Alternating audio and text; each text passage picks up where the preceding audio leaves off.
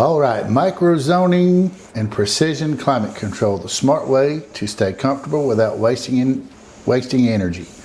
You can control the wind, but you can't control the wind, but you can adjust your sails. Author unknown. Bailey is the creator of this content, as well as Brian, who is the brains behind the operation up in North Carolina. And then we've got Randy here, who's the brains behind the operation in South Carolina. So here we go. Why zoning matters in the South. Southern homes often suffer from a hot upstairs and a cold downstairs. Cooling unused rooms equals wasted money. One thermostat can't manage multiple comfort zones, and zoning increases comfort and lowers energy bills. So it's cooling smarter is about making intentional, informed choices that will work best for your environment. A lot of things that we see down here in the South as the bonus rooms over the garages. People complain that in the summertime they're about 5 degrees warmer than the rest of the house. And so that's where zoning and this all comes into effect a lot down here. Yeah. So what is microzoning? Well, it divides your home into zones, each with individual comfort control. It uses smart thermostats, dampers, or ductless units per zone. Systems are adjusted based on occupancy, usage, or time of day. So think about it like your home's lighting. So when you go into your house, you don't just turn the light on and every light in the house comes on. You go to a room and you turn the light on in there, turn it off when you leave. That'd be nuts if you had lights come on for every room in the house when you turn the one switch on. So they take the same idea when it comes to cooling your home. Why cool a room if you're not going to be in it? Or heat a room if you're not going to be in it? Yeah. So pro tip, if your system looks like this, it's time to clean it and get a maintenance on it. And that's where these 3 guys here come in, and they're really good at servicing and cleaning your units. So the reason you're saying that's because there's leaves on it? I mean, what's telling you that needs service? You can see if that the fins on the condenser coil there are really matted up with a lot of mud and dirt, and you know, they're kind of closed in together where somebody's rubbed them together. You know, that's kids seem to love to like just rub their finger across those fans on a condenser coil and smash them all together. Like, hey, it's not hurting anything, but it does. It is. So yeah, that was just a really old, dirty, needs to be cleaned and serviced. So when you clean it, you actually put like a comb through it? If you have bent ones, they have a straightening comb. They run it through there if they're bent. And then, you know, the dirt and stuff like that. Because basically you have 2 coils in your house, right? You have one in the indoor unit, the evaporator coil, and this is your condenser coil. If it's a regular, what we call straight system, basically it's AC only outside, and then what it is so the evaporator coil takes the heat out of your house. I mean, puts the cooling in and then sucks the heat, and it heats up that refrigerant. That refrigerant comes down, and then it comes into the condenser coil, and the condenser coil is sucking all that heat out. And blowing it out through the top. And it blows it out through the top. Is there an advantage to raising the outside condenser would that help airflow? No, because you don't have any coils on the underside. All your coils are around the side. And then if it's a heat pump, it works both ways. So it's a condenser coil in the summer, but now it's an evaporator coil in the winter. Raising it could be beneficial, like if you mow and grass blows into it. That's one thought that I had, yeah. I mean, it wouldn't take much to raise it up even. And leaves and snow can't build up around it. Blocks or something like Yeah, and they came out with some newer like pads that look like a big asterisk, right? And you set it down, and it's supposed to help a little bit with the airflow, but really up north it helps with for heat pumps, it helps with the drainage, because the heat pump will drain water out the bottom during the winter. Well, obviously it'll freeze. So then it helps with the airflow then. In the summer, out here, not so much, but. Any other questions? All right, we got plenty of biscuits left, so let's keep them coming. All right, Mitsubishi Zoned Comfort Solutions. Are mini splits right for your home? With a mini split, each room gets its own indoor unit and controller. It works with multi-zone outdoor units, so you can have one outdoor unit with 8 separate heads. So you could put a head in each room and control the climate in each room. With that, you have no duct loss, so there's no cooling air blowing out into the attic or in the crawl space. They're very quiet. You can't even tell they're on most of the time. You just feel it. And they've got some really sleek and fancy designs. So they're perfect for bedrooms, basements, sunrooms, bonus rooms. We've put them in she sheds or hobby huts. You know, if you can cool that she shed outside and keep her outside for a little while, not on your case, it might be a good idea. So you say you can't hear the mini split or her. Right. Yeah, that's double quiet. Double quiet. So ductless equals no duct loss, equals better performance. Imagine your home like a hotel. Each room has its own AC unit and thermostat, and that's what we're talking about here. So everyone gets what they want or need without arguing over the thermostat. So, you So the know. lines that are gonna run on the exterior of the home? If it's a pre-built home, yes.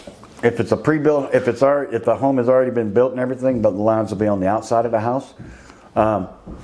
Normally, what we depend, like for upstairs, we would recommend ceiling cassettes, right? Ceiling cassettes, and we would run the line set up the side of the house with multiple lines in one line hide, and stick it through the side and get it in the attic. Once we get the lines into the attic, then we can route them how we need to each one of the ceiling cassettes.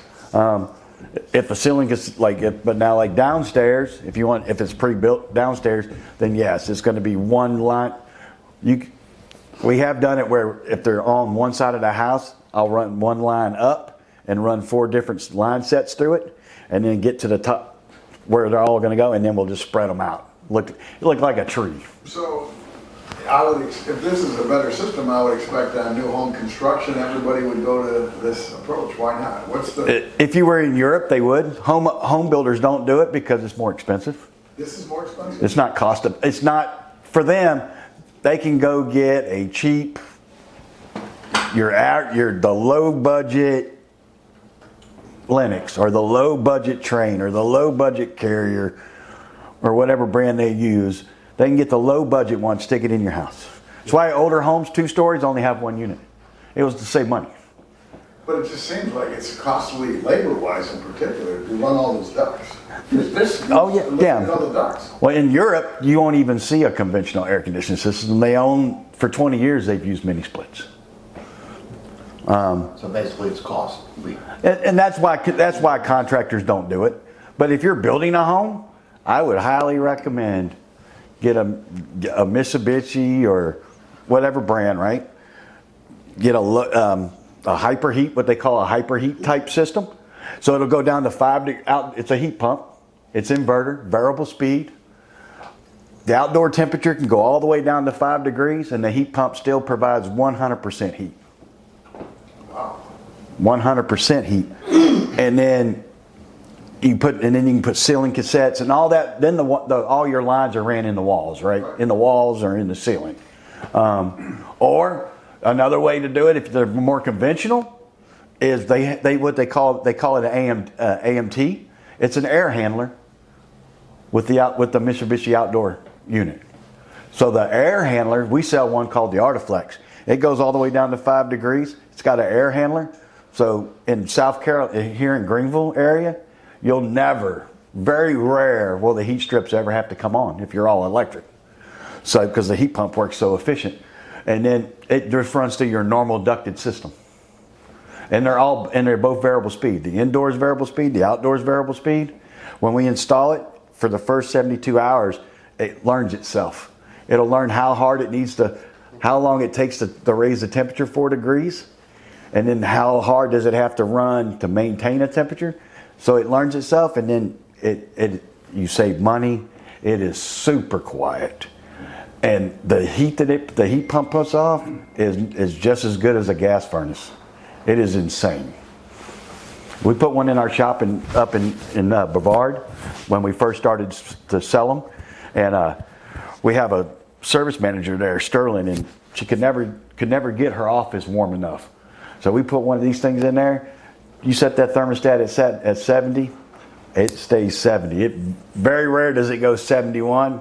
In the heat of the summer, it might climb to 71, and in the winter, it never dropped below 70.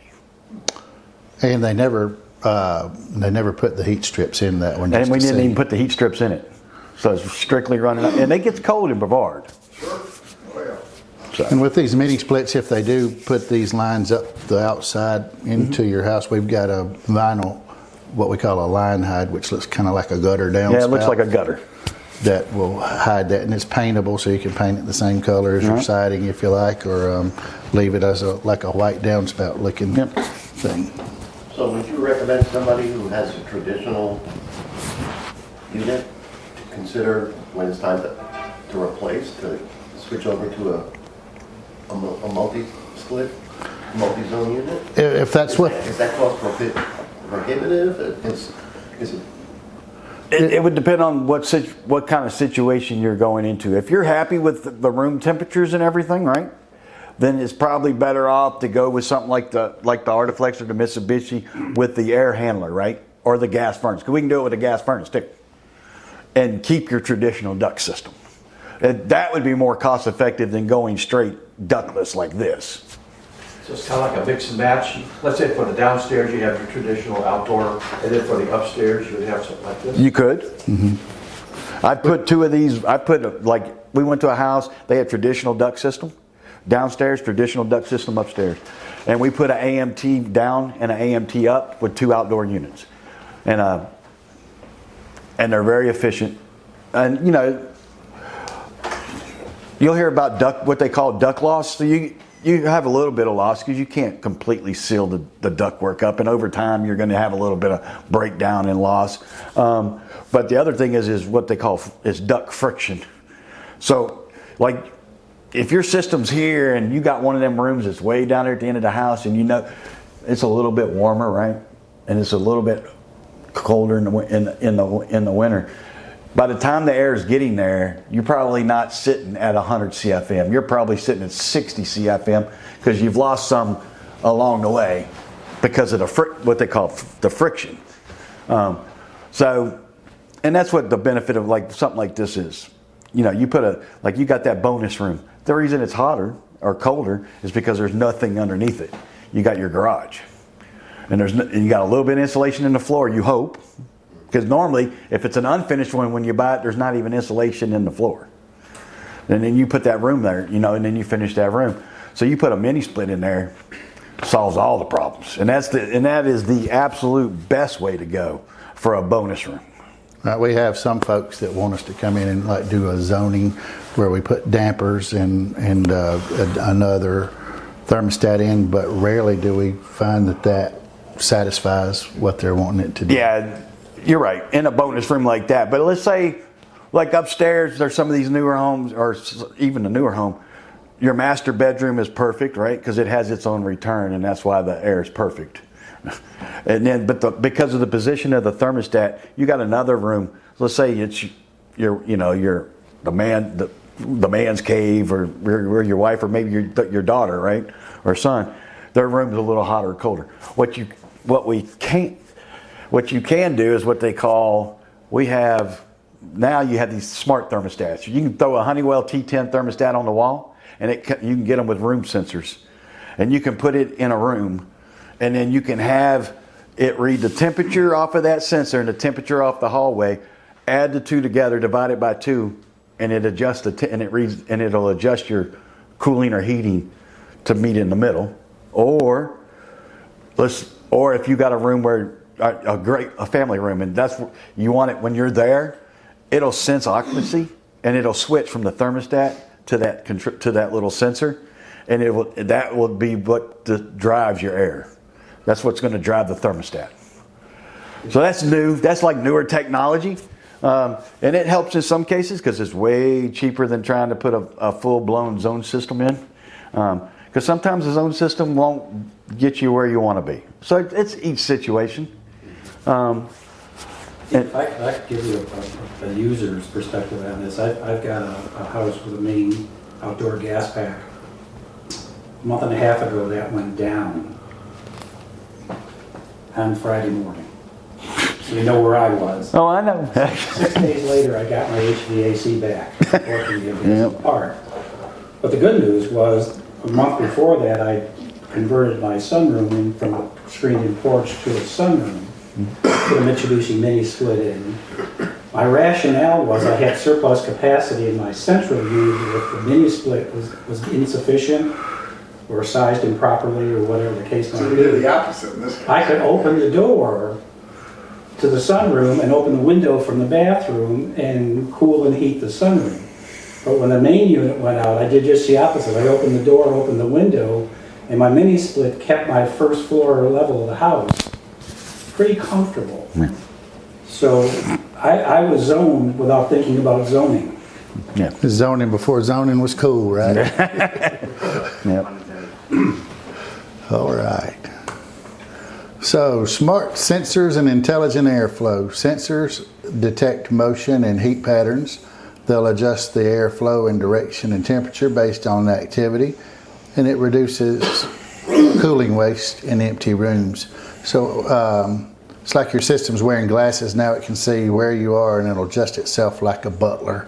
No need to shout, it's hot in here. So some of these mini splits, this is what the head would look like, except for it wouldn't have the Train Mitsubishi sign on it. But they've got a sensor in it, and if it senses that you're sitting over here, it'll direct the vanes to focus on you. Or if you're over there, it'll send it, and then otherwise it'll oscillate. Yeah. So this slide's all about a mini split, not a conventional.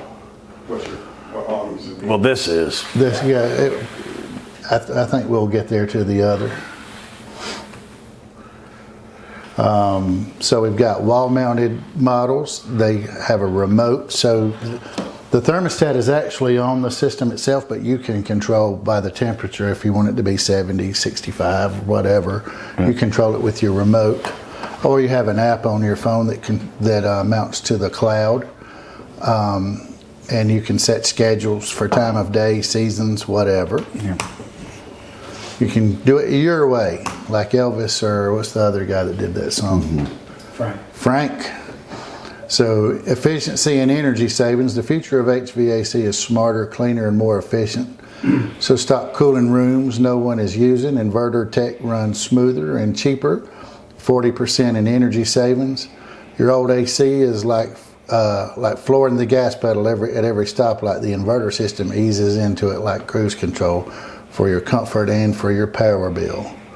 So some real world examples is you have a sunroom like Mr. Shannon here, and he put a mini split in there, and that cooled it, and then cooled the rest of the house when the system was down. Well, not the upstairs, but the Didn't do the downstairs, okay. Or some, we barely use the guest room, but it stays cooled. Some let their teenager have their control of their room. They want to turn it way down or way up or whatever, but they don't pay the power bill. So zoning fixes these real homeowner situations. Any questions so far? So conventional systems, right? There's some ways you can fix hot rooms. You can put what we call we use Honeywell, a zoning system in. We put a thermostat in a particular room, and then if we can run wires, we'll run thermostat wires. If not, they have what they call red link. It's wireless, and we put zone dampeners on coming off of the system that control the duct to that room. So, and then the other house will have be on a different zone system, right? So you have two zones. So whatever you have the house on, boom, 72. As long as it's met, that zone closes. If the other room, let's say you have it on 70, and it's 72 in there, then this one will close, this one will stay open, and then it'll go till that one meets 70. When that one meets 70, that one closes. If this is 72, then the whole system turns off. But we've done a lot of zoning. We do a lot of zoning here. We've done the room sensor thing's kind of new, so it meets a certain application.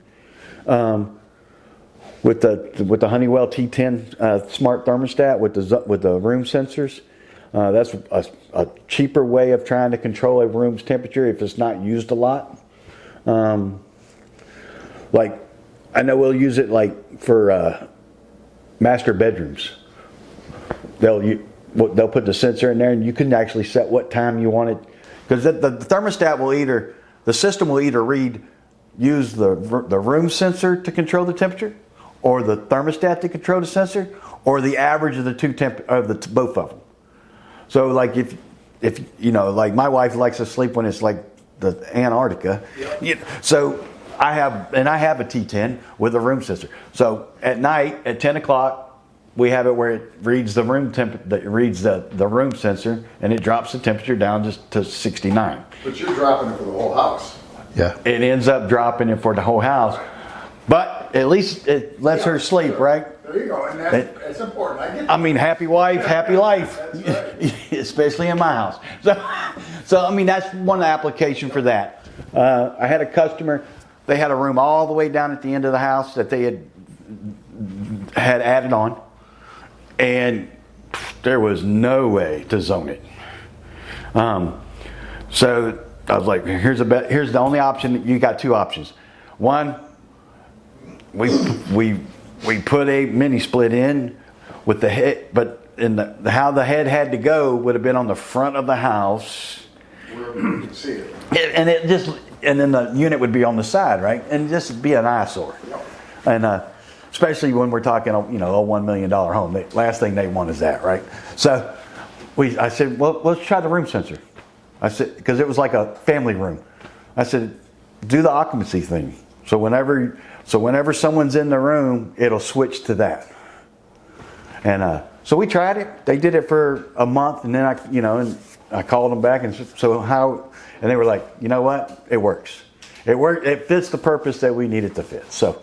And that's, you know, a relatively inexpensive way to do it compared to all the other options. It may freeze the rest of the house, That's but what I'm saying, you're freezing the rest of the house, but at least it solves it for that. It solves it for that problem. But I think that's a fair point. And one of the important things is if you're even considering a mini split, let alone zoning, you've got to educate yourself enough to know what your options even are. Because Mitsubishi has such a, I bought a Mitsubishi, but I'm not a Mitsubishi salesman. But I didn't want this feature. I didn't want that feature. You got to know what you don't want to get it down to what you really need. And that's an educational process that salespeople have to walk you through. Oh yeah, because Mitsubishi basically makes two types, right? So they make their basic line, their regular one, and then they make what they call the HT, the hyperheat. So the hyperheat will always allow you to drop, it lets the outdoor temperature get way cold and still stay very efficient. The price point on that is there's a significant difference to get that function. If you have a gas, If you live in the north, you got to get the right choice. you're right, and then you got the AMT, and now you can combine it with gas furnaces. So, for up north, gas furnaces is the way to go. Oh, yeah. Because a heat pump just ain't gonna get it done. That's right. Not up north. Down here, heat pumps are. You get that hyper heat version of a heat pump, then you're all electric. I highly suggest a hyper heat version, because then that heat strip will very rarely ever come on, because it don't get that cold here. Because heat strips, when they come on, that's just The meter just starts spinning. yeah, you're just tossing the money out, right? So, and that's the deal with that. And now they're even making so basically we're taking a mini split inverter technology and we're putting it in regular homes, in regular ducted systems. But even Mitsubishi has a ducted system. They have individual ducted. So like in a living room, you can put what they call it's the horizontal ducted indoor unit. It sits up above the ceiling, and then you can run two ducts off of it. One on this side and drop it in the room, and one on this side and drop the vent in the room. But you can still control the temperature for that room, even though you got two vents. And you would use that predominantly in a big living room area, family room, the open concept kind of deal. They're perfect. And you wouldn't even know you have a mini split. People come in, all they're going to see is the little vents like everybody else has. But it's actually one controlled unit centered in the room, and then they run little ducts off of it. You got that. Let's say we can't put a wall mount especially with 454. There's certain requirements how high it has to be now. We have floor mounts that you can come through the floor if you got a crawl space, or if you can put it on the side of the house and you got your unit and then just come right through the wall and hooks into the, looks like kind of like what you see at the hotels, but it's not, it doesn't look like that, but that's the concept. So you got those. Then you got the recessed, what we call it's the recessed Ceiling recess. yeah, ceiling cassette. You got those. So Mitsubishi and them have come out with a, and Mitsubishi's been around for, I mean, they were putting, if you went to Europe 25 years ago, they had mini splits. It's like with the R32 is one of the new refrigerants. They've used that in Europe ever since they quit making R22. Because Europe overseas never went to 410A refrigerant. They just went to R32. So that's what they did. And that's why they're mini splits. But it works. A lot of ways to do it. Now, does that give it a shorter service life? No. Because it's working No. differently?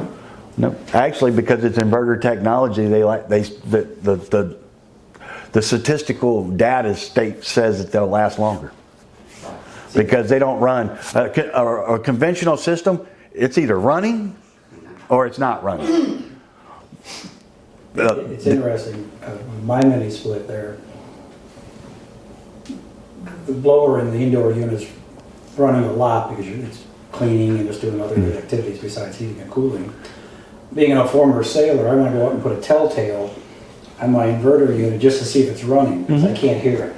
Oh, I like that. And they'll run real slow. And it's right outside the kitchen window, so if it was making any noise, I'd hear it. Yeah, and the variable speed system inverter. So it will only run as hard as it needs to run to provide the cooling or the heating that you need at that time. So sometimes you'll go out there and that thing's like this. The blade is going this fast. And I've had customers call, I don't know what's wrong with my system, but man, that thing outdoors, it's just barely spinning. So we'll go out there and I'm like, yeah, it's barely spinning. And then I'll put the probes in the vents and you'll have 22-degree temperature split. I said, it's working perfect. Well, why? I said, because it doesn't need, it only needs 1 ton of cooling right now because of the demand in your house. When it needs if it's a 3-ton system, when it needs 3 tons, then that fan it'll be. But that's the thing. So you say the compressor lasts longer, your fan motor is going to last longer, and stuff. So the components, so statistically, the inverter type outdoor system just lasts longer. And now you're starting to see inverters in your regular conventional looking units, right? So like Armstrong, well, they all do it, but like Armstrong, they have an outdoor unit will go from 2 ton to 5 ton, and it's variable speed inverter technology. So it does the same thing. People will be like, they're so used to their outdoor unit just spinning, and they'll go out there and it's just, you'd be 90 degrees outside and it might go like this. Gets to 100 degrees outside, then the thing, it'll go where it needs to go. But I've got a pilot plant just about this far from the discharge road of the outdoor unit. It's got long leaves, and that's the only way I can tell if the inverter is blowing hot or cold air out. Are there any HOA considerations by putting in extra units outside or anything? not that I'm aware of. Just where you put it. What's that? Just where you may have to put the outdoor unit. Yeah, I've never had a problem with I haven't, since I've been doing this, any concerns with HOA. I mean, they're more worried about your garbage can and the condition of your shutters. I'm sure. And the color of your new windows you put in. I'm sure some of the HOAs wouldn't want you to put the outdoor unit like out in the front yard where Well, yeah. everybody can see it. But nobody wants to do that anyway. Yeah, no one wants to do that, right? I have a technical question I'll hold at the end on the remote control, but I'll hold that at the Okay. end because You gonna do the tax credit thing? Oh, yeah, I think that's coming. All right. So, do you need zoning? Ask yourself, do you have hot or cold spots in your home? Using all the rooms all the time? Do you have high power bills? Want to give Duke Energy less money than what you've been giving them? Do you want more control? It's like heating the whole oven just to toast one Pop-Tart. If you're not using every room, why cool every square foot? And tax credits and rebate potential is there. Many multi-zone systems qualify for the $2,000 federal tax credit. They must meet CE or Tier 2 efficiencies, and some utility rebates are also available. So federal tax credits are only available through the end of the year, though, because the new beautiful bill eliminated them. So here we have a couple of questions that were submitted. Gary put a question in: what to do for mini split maintenance? So what kind of maintenance do we need to do on mini splits there? Mini splits are pretty easy. I know what we do. So when we come out, what we'll do is we'll check your filters. We'll clean them, rinse them off, dry them out, put them back in. Check your blower wheel, because they'll get caked up. If it's too bad, then we'll pull them out and clean them. We check your temperature splits to make sure that the system's operating correctly. Then we go outside and we do amp draws on the outdoor unit to make sure that nothing's starting to wear or starting to go bad. And then we'll clean off your outdoor condenser fan, the condenser, rinse it off and stuff, because you don't use any chemicals with these because they're aluminum fins. So if you use chemicals, you'll eat the fins right up. So they'll use water, spray them off, and then basically, as long as you've got a good temp split, because the one thing about a mini split is there's no way to check the refrigerant level.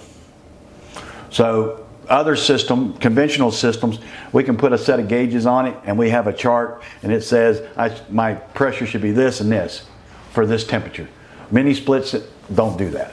So basically you do temperature splits. As long as you're 16 to 20 temperature split, then it's within limits.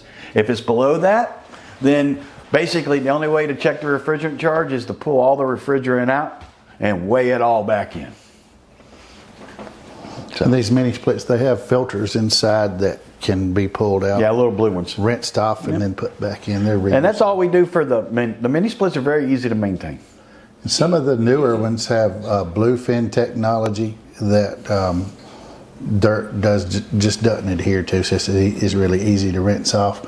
Yeah. Some of the blower wheels have that same on it, so like your older traditional systems will pull those, I call them squirrel cages, and they're just coated with dirt and dust. And so the newer blower wheels don't let dirt and dust adhere to the surfaces as good. So in addition to Mitsubishi, do you sell Daikin mini splits? we don't sell Daikin any longer, but we also sell Gree and Innovair mini splits. The only reason I was asking the question is Daikin is R32 and Mitsubishi is R454.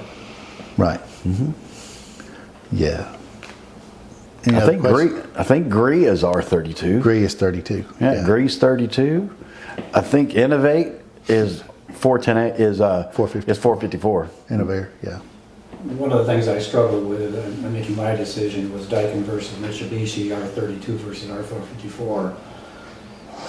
The big guys, the Trains of the world, the Carriers of the world, going to R454.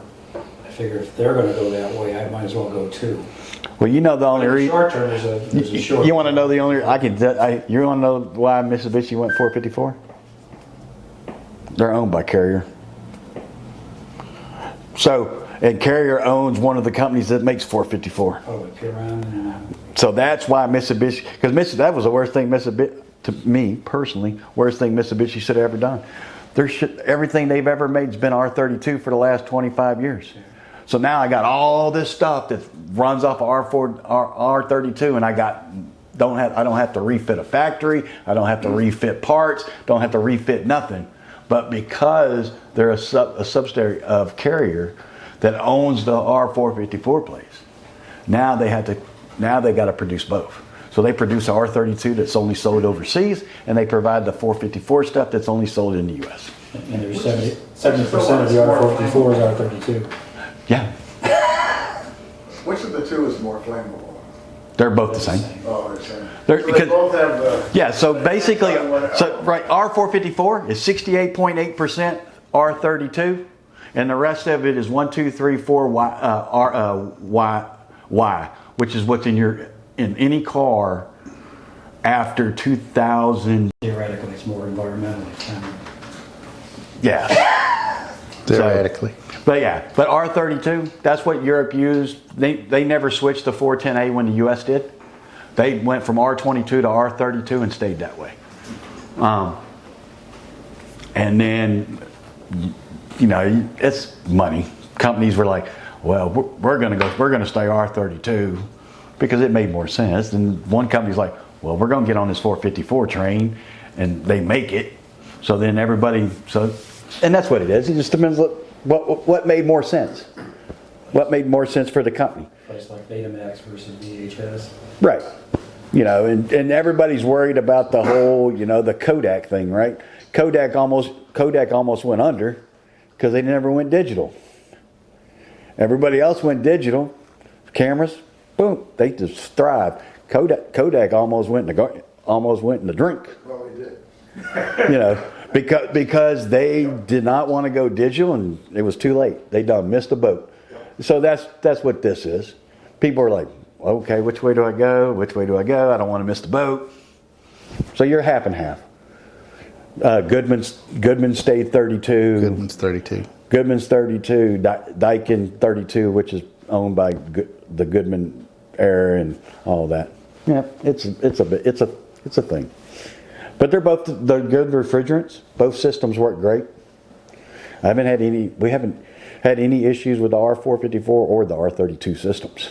Only getting 454 at the beginning of the year. Getting 454 was ugly. But which was weird, it was for one reason. It was so you got to have a pressure relief valve on the storage container because it's flammable. Because the other ones have a thing, if it overpressurizes, it blows a pin through the bottom and lets the refrigerant out. Where this, because it's flammable, they couldn't do that. So it's got a little relief valve. So if it gets too hot and too much pressure, it just let a little squirt out. Well, those little valves were made in China. And guess who is not our fan? Who is not our fan? China. So they held the key to so they couldn't get the little valves. So then they could only produce so much R454 because they had no containers to put it in. So that's why. Any other questions? So thank you for joining us. So we talked about microzoning, zoning, smart sensors, and intelligent airflow. We touched on energy and energy savings and tax credits. Did that answer everybody's questions on the tax credits? Yeah, Okay. For me, it was the 1,000 square foot. Right. I just want to have that confirmed.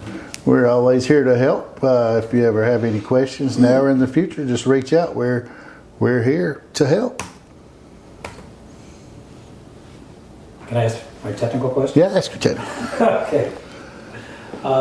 Because I do have a Mitsubishi Mini Split, it's got an interesting algorithm of how it works. If I'm in the cooling mode and I want to set it for, and I have to use the remote, I don't have to walk around sensor and all that kind of stuff. I don't have a wall mount, just a basic handheld. Yeah.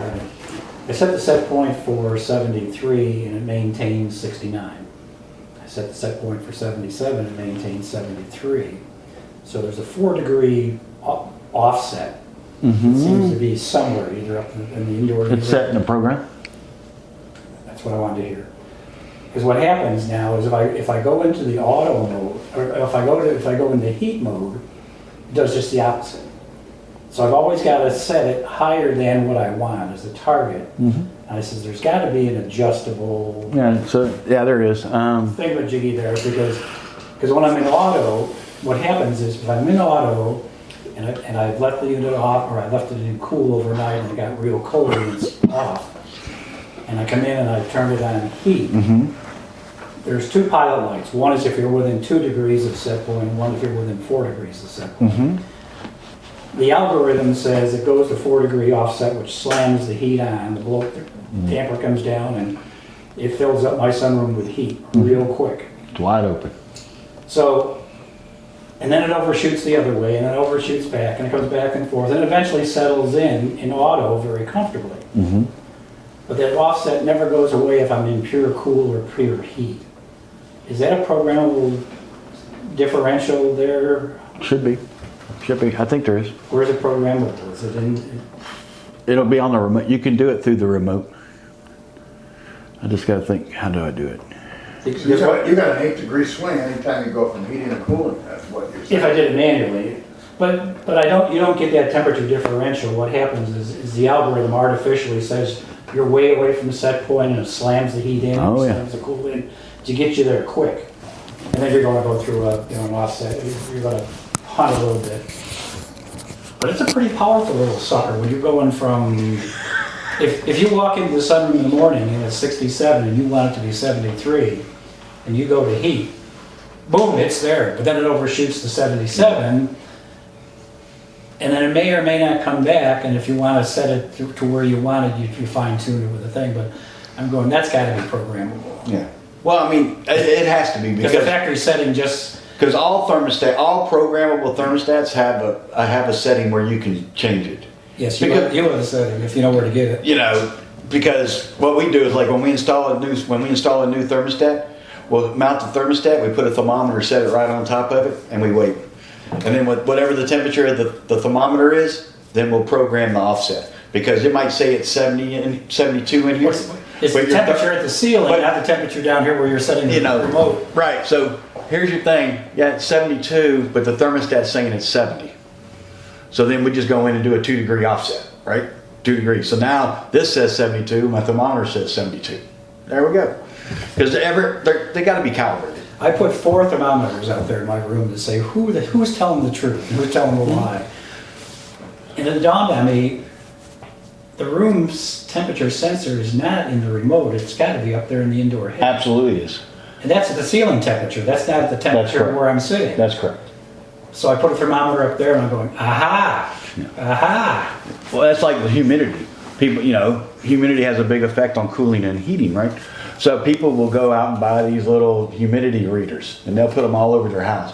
Drive themselves crazy. Well, you're right. 'Cause we could put 4 humidity readings in 4 different locations in this room, and every single one of them would read different. I put all my thermometers in one place.